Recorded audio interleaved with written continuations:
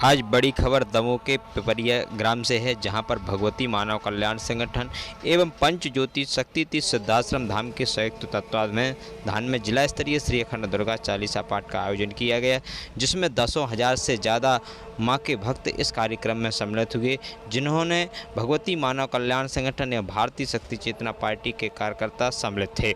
हम आपको बता दें, भारतीय शक्ति चेतना पार्टी की राष्ट्रीय अध्यक्ष शक्ति स्वरूपा बहन संध्या शुक्ला जी का आगमन हुआ। साथ ही भगवती मानव कल्याण संगठन के मुख्य सचिव सिद्धाश्रम आशीष शुक्ला जी का शुभागमन हुआ।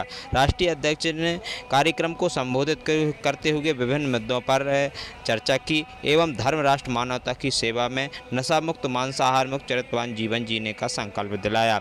वहीं हम आपको बता दें, भगवती मानव कल्याण संगठन के मुख्य सचिव ने कार्यक्रम को संबोधित करते हुए विभिन्न मुद्दों पर चर्चा की और 1000 से ज़्यादा परिवारों को भगवती मानव कल्याण संगठन के विशाल परिवार में सम्मिलित किया।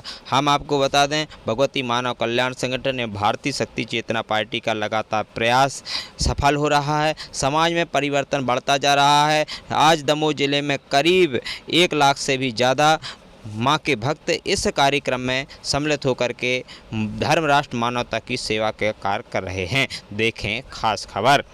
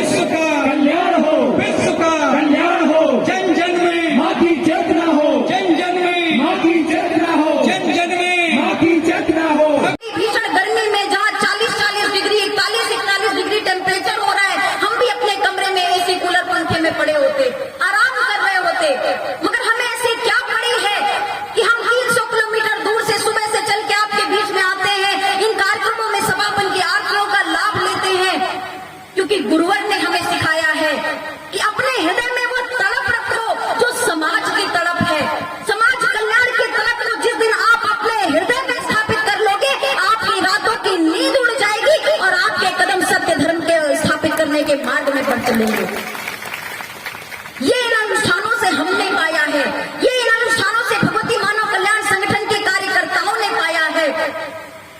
समस्याएं सभी के जीवन में होती हैं, हर एक व्यक्ति परेशान है। कहीं किसी को कोई बीमारी हो रहा है, कोई धन नहीं कमा पा रहा, कोई गरीबी से परेशान है, कोई अन्य तरह की समस्याओं से परेशान है, किसी का बच्चा उसका कहना नहीं मान रहा, कोई घर में नशा करके आ रहा है, कोई घर में मांसाहार करके आ रहा है, चारों तरफ तनाव का वातावरण है। और यकीन मानिए, आप चाहे कुछ भी कर लीजिए, यदि मानव जीवन लेकर के धरा पर आए हो तो एक बात तो तय है कि जो कर्म करके आए हो उसका फल भोगना ही पड़ेगा। कभी सुख आएगा तो कभी दुख आएगा, कभी संघर्ष आएगा तो कभी अच्छा समय भी आएगा। मगर यदि वास्तव में आपको धर्म योद्धा बनना है और वास्तव में यदि आप चाहते हो कि हमें अपने ऋषियों मुनियों का आशीर्वाद मिल सके, प्रकृति सत्ता का आशीर्वाद मिल सके, तो इन सभी संघर्षों के बीच में एक संकल्प लेकर के रखो कि हम अपने घर में कभी नशा मांस नहीं करेंगे, हम कभी भी जाति भेद छुआछूत को नहीं मानेंगे, और पूरी निष्ठा के साथ अपने घर में माँ की ज्योत जलाएंगे, माँ की आराधना घर में करेंगे, और देखिए आपके जीवन की चाहे कितनी भी बड़ी समस्याएं हो, धीरे धीरे करके आपको उनके पार जाने का रास्ता भी अवश्य प्राप्त हो जाएगा। यह हमारे भारतवर्ष की सबसे बड़ी पूंजी मान लीजिए कि हमारे हर घर में, हमारे गांवों में, प्रत्येक घरों में किसी न किसी देवी देवता की आराधना जरूर होती है। किसी न किसी देवी देवता के अनुष्ठान हम अपने घरों में अवश्य कराते हैं। कभी पीपल की पूजा करते हैं, कभी बरगद की पूजा करते हैं। महिलाएं व्रत उपवास रखती हैं, अपने पति के लंबी उम्र की कामना करती हैं। मैं अपनी बहनों से कहना चाहती हूँ, मैं उन्हें बताना चाहती हूँ, आप करवा चौथ का व्रत रखें या ना रखें, आप तीजा रखें या ना रखें, आप कितने भी व्रत और उपवास कर लीजिए, मगर यदि आपका पति नशा करता है, यदि आपका पति मांसाहार करता है, तो यकीन मान लीजिए कि आप जितना ही उसकी लंबी उम्र की कामना एक तरफ व्रत उपवास रख के रखेंगी, उसी तरफ से वह नशा आपके पति की उम्र धीरे धीरे करके कम करता चला जाएगा।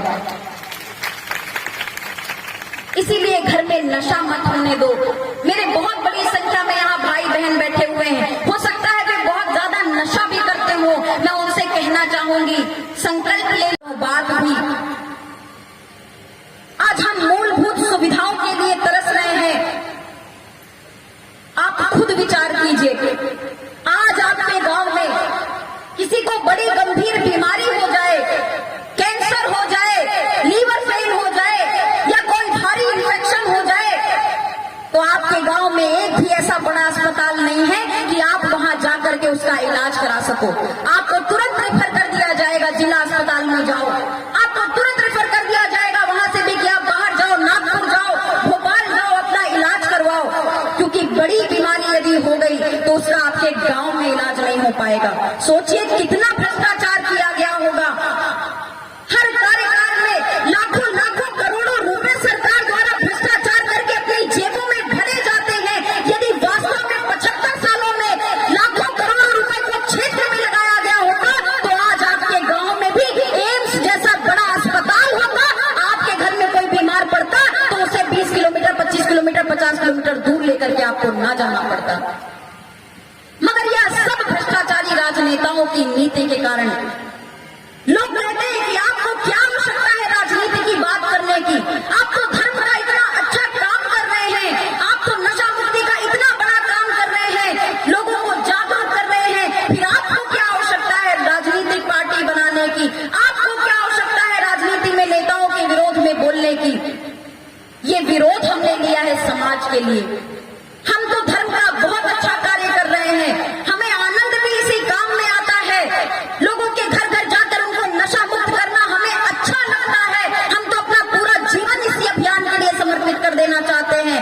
मगर एक ओर से हम आपके पति को नशा मुक्त करते हैं, हम आपके बच्चे को नशा मुक्त करते हैं, हम आपके भाई को नशा मुक्त करते हैं, हम आपके बेटे को नशा मुक्त करते हैं, और यही भ्रष्ट सरकारें सरकारी शराब के ठेके देती है, शराब बिकवाती है, चुनाव के समय घर घर जाकर शराब दारू बांटती है। तो आप स्वयं बताइए, इन राजनेताओं का विरोध हम न करें तो कौन करेगा। कल्पना कीजिए ऐसे गांव की, कल्पना कीजिए ऐसे शहर की, कल्पना कीजिए ऐसे देश की, कि हमारा देश पूरी तरह से नशा मुक्त हो चुका है, पूरी तरह से भ्रष्टाचार मुक्त हो चुका है। जरा कल्पना कीजिए उस देश की कितना अच्छा समय होगा। हम तो नित्य प्रतिदिन वह स्वप्न देख करके ही अपनी आंखें खोलते हैं। हम नित्य प्रतिदिन इस संकल्प के साथ अपनी आंखें खोलते हैं कि हमें चाहे कितना भी संघर्ष करना पड़ जाए, हमें चाहे अपने प्राण भी गंवाने पड़ जाए, मगर हम इस लक्ष्य को पूरा अवश्य करके रहेंगे। हम नहीं कर पाए तो हमारे आने वाली पीढ़ियां अवश्य करेंगी। इस भारत देश को नशा मुक्त घोषित होना ही पड़ेगा। परम पूज्यों के द्वारा दी गई सशक्त विचारधारा धर्म, धैर्य, पुरुषार्थ को लेकर चल रही है। आज यह भी आयोजन हुआ, आपने देखा कि जब आपने मां की साधना की होगी, मां का उच्चारण किया होगा, ढोलक झांझ की मधुर धुन में जब आपने दुर्गा चालीसा पाठ किया होगा, दिव्यता की आरती की होगी, तो वे कथावाचक जो कथा सुनाते सुनाते आपको बेसुध करके नचाते हैं, जिससे आपको कुछ नहीं प्राप्त होता, नाच कर आप गिर जाते हैं, वहीं भगवती मानव कल्याण संगठन के इस आयोजन में, इस कार्यक्रम के समापन की बेला में, इस दिव्य आरती में आप अपने हाथ पैर से तो नहीं नाचे होंगे, लेकिन आपका हृदय जरूर झंकृत हुआ होगा, आपका अंतर मन जरूर नाचा होगा, माँ की छवि के समक्ष आपका मन जरूर लगा होगा। समाज को इसी दिशा को देने की आवश्यकता है। जैसा कि बहन ने भी कहा कि ब्रह्म मुहूर्त में उठना शुरू कर दीजिए और कभी आप नामकरण कीजिए। आप सुबह 9-10 बजे तक सोकर उठिए, फिर 11 बजे नहाइए, फिर 12-1 बजे खाना खाइए, आधा दिन तो आपका चला गया। उसके बाद पुनः आलस्य आएगा, क्योंकि आपके पास करने के लिए आपके दिन में कुछ शेष ही नहीं बचा।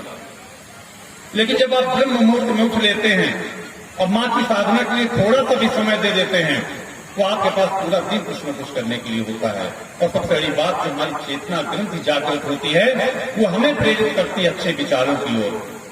आप हमारे संगठन से जुड़े घरों को देखिए, लाखों परिवारों को देखिए, जब उनके माता पिता भी सुबह ब्रह्म मुहूर्त में उठकर माँ का गुणगान करते हैं, माँ की छवि का पूजन करते हैं, तिलक लगाते हैं, पुष्प चढ़ाते हैं। किसी के पास समय नहीं है तो माँ उनका उच्चारण करके दुर्गा चालीसा का पाठ ही कर लेता है। तो सोचिए उस घर के बच्चों के जीवन में कितना अच्छा परिवर्तन आता होगा। वे भी सुबह उठकर उनके कानों में दुर्गा चालीसा पाठ की ध्वनि तरंगे जाती हैं, माँ उनका उच्चारण उनके कानों में जाता है, घंटी की ध्वनि सुनाई देती है, शंख ध्वनि सुनाई देती है। और अब जब जैसे चेतनावान, विवेकवान, ज्ञानवान, पुरुषार्थवान माता पिता होंगे, तो ऐसे बच्चे भी होंगे। और यदि हम यह करने में सफल हो गए, डोर टू डोर जनसंपर्क करने में सफल हो गए, एक एक पिपरिया टिकरी को जोड़ते हुए लाखों पिपरिया टिकरी में परिवर्तन करते चले गए, तो भाइयों और बहनों, अनीति अन्याय धर्म का अंत हो जाएगा और सत्य धर्म की स्थापना हो जाएगी। उसके लिए आपको सीखने चिल्लाने की आवश्यकता नहीं। लोग कहते हैं हिंदुत्व खतरे में, बड़े बड़े कथावाचक हिंदुत्व का ढोल पीट रहे हैं। अरे हिंदुत्व तो हमारे अंदर है, हिंदुत्व हमारी कार्य प्रणाली में है, हिंदुत्व हमारी दिनचर्या में है। आप अपनी दिनचर्या में परिवर्तन करो, पूरे समाज में परिवर्तन होता चला जाएगा। आज इस मंच पर यदि नाच गाने का कार्यक्रम हो रहा होता, हास्य व्यंग का कार्यक्रम हो रहा होता, तो पिपरिया टिकरी का जनमानस भी आज हास्य व्यंग में तालियां बजा रहा होता। आधे से ज्यादा महिला पुरुष नाच रहे होते। लेकिन जैसा कि अंतर मन को नचाने की बात कही गई, इस विचारधारा को लेकर कार्य किया जा रहा है। भाइयों और बहनों, परम पूज्य गुरुवर के आशीर्वाद से हमें जो ये जीवन प्राप्त हुआ है, यह जो विचारधारा प्राप्त हुई है, उसका फल प्रतिफल अपने जीवन में पालन करने की आवश्यकता है। शक्ति जल को माध्यम बना लेने की आवश्यकता है। इस मंच से यह बताना इसलिए जरूरी है कि आज के बाद इस पिपरिया टिकरी के हर घर में हमारे संगठन के द्वारा दिया गया वह शक्ति जल जरूर होना चाहिए, जिसे गुरुवर ने महाशक्ति यज्ञों में अपने तपबल से तैयार किया है। वह शक्ति जल रखिए। आपके ग्रह योगों की अनुकूलता, आपकी मानसिक शारीरिक व्याधियों के निपटारे के लिए, समस्याओं के निपटारे के लिए वह शक्ति जल रामबाण है। श्रद्धा विश्वास इसका सेवन कीजिए। घर में अपने माँ का ध्वज को लगा लीजिए, माँ की छवि को स्थापित कर लीजिए। आप देखेंगे आपके जीवन में परिवर्तन आता चला जाएगा। और उस दिव्य धाम के बारे में भी 2 मिनट बताना जरूरी है। समय बहुत कम रहता है, सायंकालीन समय है, लेकिन जल्दी जल्दी कुछ चीजें बताने का प्रयास है। उस दिव्य धाम पंच ज्योति शक्ति देव सिद्धाश्रम में भाइयों और बहनों, आप में से बहुत लोग वहां पर अभी तक नहीं गए होंगे। बना देना है उस संकल्प को, अपने बच्चों को भी उसका आदि बना देना है। जिस तरह लोग आज मोबाइल के आदि बन जाते हैं, फिल्मी गानों के आदि बन जाते हैं, हमें उससे उलट गुरुवर के संकल्प के आदि बनना। तो आइए वह संकल्प भी लेना है। हमारे पिपरिया टिकरी के युवा भाई, पीछे बैठे भाई बहनें, सभी लोग दोनों हाथ उठाकर संकल्प लेंगे। परम पूज्य गुरुवर की छवि को देखिए, माँ गुरुवर की छवि को देखिए और दोनों हाथ उठाकर संकल्प लीजिए कि हम परम पूज्य योगी राज श्री शक्तिपुत्र जी महाराज की छवि को नमन करते हुए, माता भगवती आदि शक्ति जगत जननी की छवि को नमन करते हुए, भगवान शंकर का ध्यान करते हुए संकल्प लेते हैं कि आजीवन नशे मांसाहार से मुक्त चरित्रवान जीवन जिएंगे। धर्म पथ पर चलेंगे, सत्य पथ पर चलेंगे, ईमानदारी के पथ पर चलेंगे, अनीति अन्याय धर्म का कभी साथ नहीं देंगे और जो बेसहारे हैं, जिनको हमारी सच में आवश्यकता है, उनके कल्याण के लिए कार्य करेंगे। यह गुरुवर और माँ के चरणों में संकल्प लेंगे और दोनों तालियां बजाकर गुरुवर के चरणों में अपना निवेदन करेंगे। भाइयों और बहनों, संकल्प शक्ति श्रीमता बहन संजय दीदी जी के चरणों में सभी ग्रामवासियों की ओर से उनके चरणों में कोटि कोटि निवेदन करता हुआ इसी बीच भगवती मानव कल्याण संगठन के केंद्रीय मुख्य सचिव सिद्धाश्रम रत्न आदरणीय आशीष शुक्ला राजू भैया जी को नमन वंदन प्रणाम करता हुआ यहाँ बसते समस्त ग्रामवासियों को सादर जय माता की जय।